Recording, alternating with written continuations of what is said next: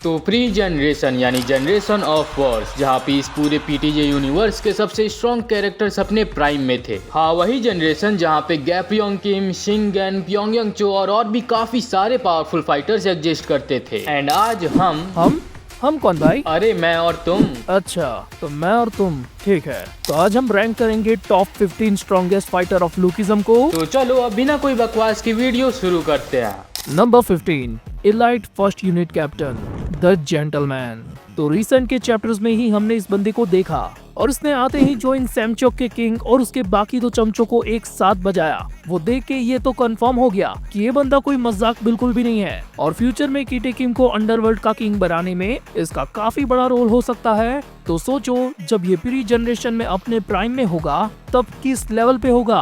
Number 14, Baekho Kwan, fist gang number 5 and sword of Gapryong Kim. Baekho Kwan, जिनके बारे में हमें ज्यादा कुछ तो नहीं पता, बट ऐसा कहा जाता है कि जैसा रिलेशन जेक और जेरी का है वैसा ही रिलेशन गैप्योंग किम और बेखो क्वान का भी था। और अगर हम देखें तो जेक और जेरी में पावर लेवल का ज्यादा डिफरेंस नहीं है, इवन स्ट्रेंथ के मामले में तो जेरी जेक से थोड़ा ऊपर ही है। और चैप्टर 456 में प्री जनरेशन का ये बंदा ये बोलता है कि बेखो क्वान की स्ट्रेंथ इतनी ज्यादा है कि वो अपने एक कुल्हाड़ी के वार से ही कई सारे बोर्स को मार सकते थे। एंड यार, इससे तुम अंदाजा लगा सकते हो कि बेखो क्वान प्री जनरेशन में किस लेवल पे थे। एंड डेफिनेटली ये पोजीशन वो डिजर्व करते हैं। नंबर 13, महामहिम Tom Lee, king of street and fighting genius AKA fighting prodigy, जिसके पावर का स्वाद लुकिज्म के कई कैरेक्टर्स को भी मिला है। और मैनेजर किम की मानवा में तो टॉम ली ने अलग ही झंडे गाड़े हैं। वेल, टॉम ली जो अपने प्राइम में भी नहीं था, जिसका एक हाथ कटा हुआ था, वो गो किम को बराबर की टक्कर देता है, जिसमें दोनों की जान जाने का इक्वल चांस था।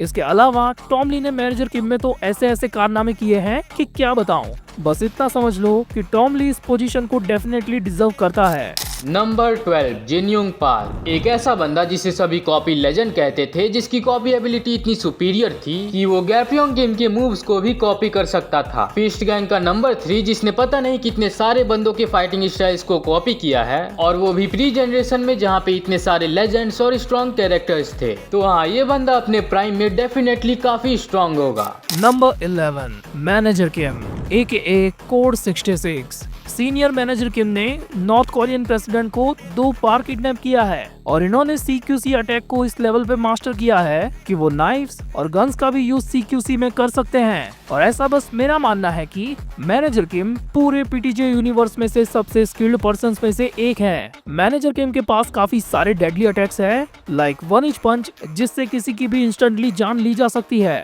एंड हाँ, ये मत भूलना कि इनके वायर्स के आने के बाद अच्छे बंदों की वाट लग जाती है। So yeah, he deserve to be at number 11. But हाँ, अगर बात मैनेजर किम की बेटी पर आई, फिर ये रैंकिंग किसी काम में नहीं आने वाली, क्योंकि तब मैनेजर किम किसी को भी मार सकते हैं। नंबर 10, जिनचियोल पार्क, एक ऐसा बंदा जिसे सभी वॉर हीरो कहते हैं, जिसने अलग अलग वॉर्स में पार्टिसिपेट किया है और उनमें सरवाइव किया है। और इतना ही नहीं, ये इकलौता ऐसा पर्सन है जिसने सिंगल हैंडेडली सोमालियन रीजन को यूनिफाई किया है और इसका वॉर रिकॉर्ड 189 किल्स का है, जो कि काफी कमाल का है। जिनचियोल पार्क की स्ट्रेंथ टॉम ली को टक्कर देती है एंड इसकी प्लानिंग भी काफी सॉलिड होती है। प्लस जिनचियोल पार्क के पास अपना एक अलग CQC भी है और इसके वॉर मोड का क्या ही कहना, जो कि इस कैपेबल है कि इसने हांसू सियोंग के रेज मोड को रोक के रखा था। तो हाँ, जिनचियोल पार्क सच में काफी पावरफुल है। Number 9, Sam Duck, the fighting rooster, जिसने लगभग हर मार्शल आर्ट को मास्टर किया है, बॉक्सिंग और ब्राजीलियन जुजुत्सु से लेके क्योकुशिन कराटे तक। और सबसे कमाल की बात ये है कि इसके स्क्वाडन वाले इसे लेजेंड कहते हैं,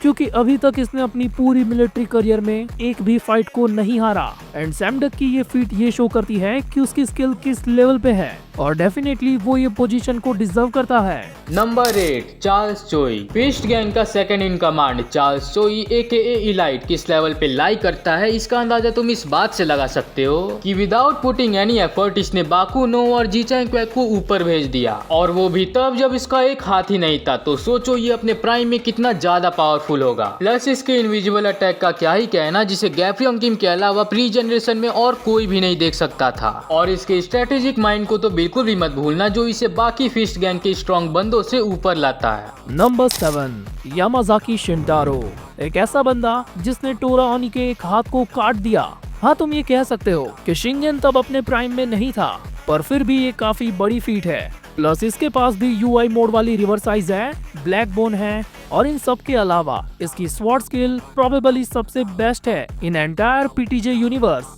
और अगर बस इतना ही होता ना तो मैं इसे इतना ऊपर नहीं रखता, लेकिन ये बंदा हमारे आधे ठाकुर चार्ल्स चोई की तरह काफी स्ट्रेटेजिक है और कोई भी मूव सोच समझ के करता है।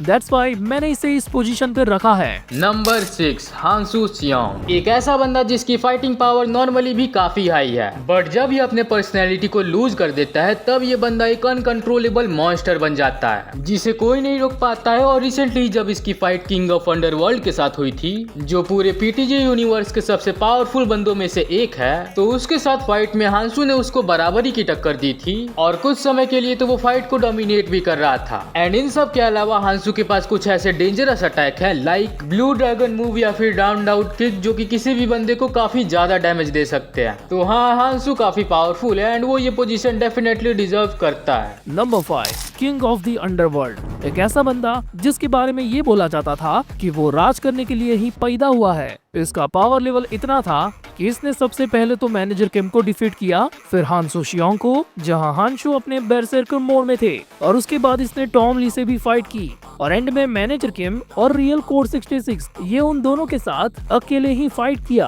तो भाई हाँ, अनडाउटेबली ये बंदा किंग कहलाने के लायक है और ये पोजीशन को डिजर्व करता है।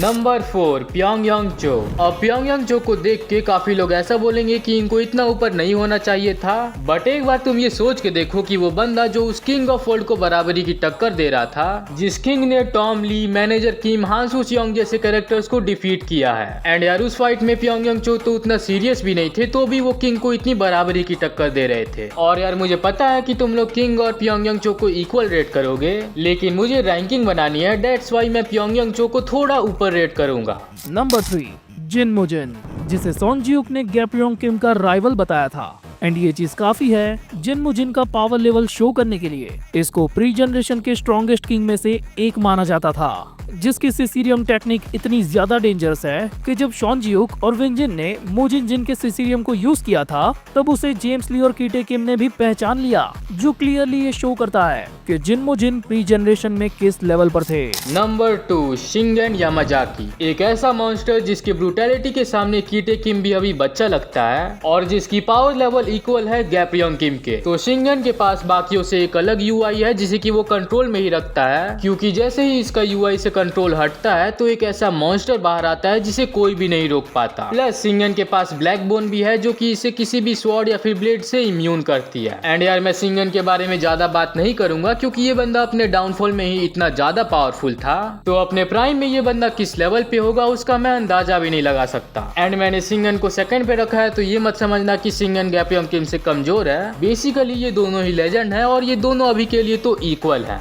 Number 1 Gapryong Kim, legend of pre generation, AKA legendary fist, AKA the dragon, और हमारे प्यारे लेजेंडरी गोटे। भाई सच में इतने सारे नाम है इस लेजेंड के।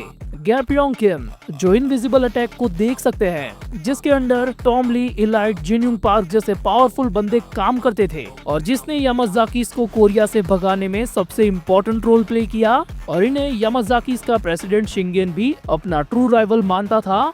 यानी कि यार शिंगेन जैसा बंदा किसी को अपना ट्रू राइवल मानता है, वो है गैप्योंग किम। एंड हाँ, ये इस पोजीशन को इसीलिए बिल्कुल डिजर्व करते हैं। तो हाँ, अब ये लिस्ट भी खत्म होती है और साथ ही में वीडियो भी। तो आप लोगों को इस वीडियो में मजा आया कि नहीं, ये जरूर बताना, और अगर आपकी रैंकिंग हमसे अलग है तो आप अपनी रैंकिंग कमेंट कर देना, और हमें ऐसे ही और भी कोलैब करना चाहिए कि नहीं वो भी बताना। और हाँ, अब मिलते हैं नेक्स्ट वीडियो में। Bye bye.